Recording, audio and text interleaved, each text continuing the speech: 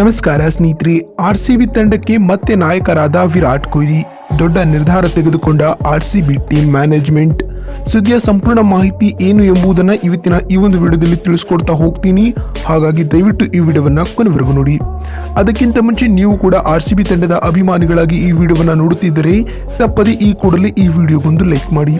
ಹೌದು ಸ್ನೇಹಿತರೆ, ಕಳೆದ 16 ಸೀಸನ್ಗಳಿಂದ ಚಾಂಪಿಯನ್ ಪಟ್ಟ ಅಲಂಕರಿಸುವ ರಾಯಲ್ ಚಾಲೆಂಜರ್ಸ್ ಬೆಂಗಳೂರು ತಂಡದ ಕನಸು ಮುಂದುವರೆದಿದೆ. ಪ್ರತಿ ಬಾರಿಯೂ ಈ ಸಲ ಕಪ್ ನಮ್ದೇ ಎಂಬ ಘೋಷವಾಕ್ಯದೊಂದಿಗೆ ಅಭಿಯಾನ ಆರಂಭಿಸುವ ಆರ್ಸಿಬಿ ಫೈನಲ್ ಪ್ರವೇಶಿಸದೆ ವರ್ಷಗಳೇ ಕಳೆದಿವೆ.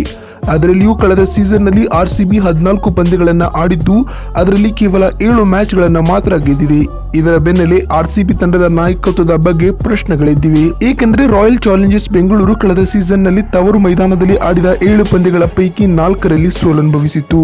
ಪರಿಣಾಮ 2019 ಬಳಿಕ ಆರ್ಸಿಬಿ ತಂಡವು ಮೊದಲ ಬಾರಿ ಲೀಗ್ ಹಂತದಿಂದಲೇ ಹೊರಬಿದ್ದಿತು. ಇದೇ ಕಾರಣದಿಂದಾಗಿ ಇದೀಗ ಈ ಬಾರಿಯ ಐಪಿಎಲ್ನಲ್ಲಿ ಫಾಫ್ ಡು ಪ್ಲೆಸಿಸ್ ರವರ ನಾಯಕತ್ವದಲ್ಲಿ ಆರ್ಸಿಬಿ ಕಣಕ್ಕಿಳಿಯುವುದು ಅನುಮಾನ ಎನ್ನಲಾಗಿದೆ. ಇನ್ನು ಫಾಫ್ ಡು ಪ್ಲೆಸಿಸ್ ರವರ ಅನುಪಸ್ಥಿತಿಯಲ್ಲಿ ಕಳೆದ ಸೀಸನ್ನಲ್ಲಿ ಆರ್ಸಿಬಿ ತಂಡವನ್ನ 3 ಪಂದ್ಯಗಳಲ್ಲಿ ವಿರಾಟ್ ಕೊಹ್ಲಿ ರವರು ಮುನ್ನಡೆಸಿದರು. ಈ ವೇಳೆ ತಮ್ಮ ಹಿಂದಿನ ಆಕ್ರಮಣ ಶೈಲಿಯ ನಾಯಕತ್ವದೊಂದಿಗೆ ಗಮನ ಸೆಳೆದಿದ್ದರು.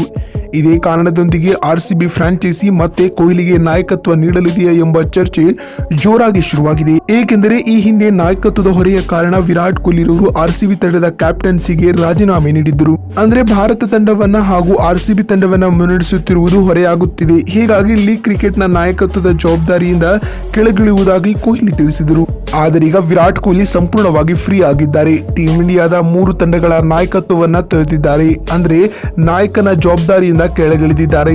ಈ ಹಿಂದೆ ರಾಜೀನಾಮೆ ನೀಡಲು ತಿಳಿಸಿದ ಕಾರಣದಿಂದಾಗಿ ಇದೀಗ ಕೊಹ್ಲಿ ಸಂಪೂರ್ಣವಾಗಿ ಮುಕ್ತವಾಗಿದ್ದಾರೆ ಅಂತ ಹೇಳಬಹುದು. ಇನ್ನು ಅತ್ತ 39 ವರ್ಷದ ಫಾಫ್ ಡು ಪ್ಲೆಸಿಸ್ ನಿವೃತ್ತಿ ಅಂಚಿನಲ್ಲಿದ್ದಾರೆ. ಈ ಎಲ್ಲಾ ಕಾರಣಗಳಿಂದಾಗಿ ರಾಯಲ್ ಚಾಲೆಂಜರ್ಸ್ ಬೆಂಗಳೂರು ಫ್ರಾಂಚೈಸಿಯು ಈ ಬಾರಿಯ ಐಪಿಎಲ್ ನಲ್ಲಿ ಮತ್ತೆ ವಿರಾಟ್ ಕೊಹ್ಲಿಗೆ ನಾಯಕತ್ವದ ಪಟ್ಟ ಕಟ್ಟಲು ಸಜ್ಜಾಗಿದೆ ಅಂತ ಹೇಳಬಹುದು. ಬಂಧುಗಳೇ ನಿಮಗೆ ಅನಿಸುತ್ತೆ, ವಿರಾಟ್ ಕೊಹ್ಲಿ ರವರು ಈ ಬಾರಿಯ ಐಪಿಎಲ್ ನಲ್ಲಿ ಆರ್ಸಿಬಿ ತಂಡದ ನಾಯಕರಾಗಿ ಮರು ಆಯ್ಕೆ ಆಗಬೇಕಾ ಅಥವಾ ಇಲ್ಲವಾ ಅನ್ನುವ ನಿಮ್ಮ ಅನಿಸಿಕೆ ಮತ್ತು ಅಭಿಪ್ರಾಯಗಳನ್ನ ಕಾಮೆಂಟ್ ಮಾಡುವ ಮೂಲಕ ತಪ್ಪದೆ ತಿಳಿಸಿ. ವಿಡಿಯೋವನ್ನ ಇಲ್ಲಿವರೆಗೂ ನೋಡಿದ್ದಕ್ಕಾಗಿ ಧನ್ಯವಾದಗಳು. ಮತ್ತೊಂದು ವಿಡಿಯೋದಲ್ಲಿ ಸಿಗ್ತೀನಿ. ಅಲ್ಲಿವರೆಗೂ ನಮಸ್ಕಾರ.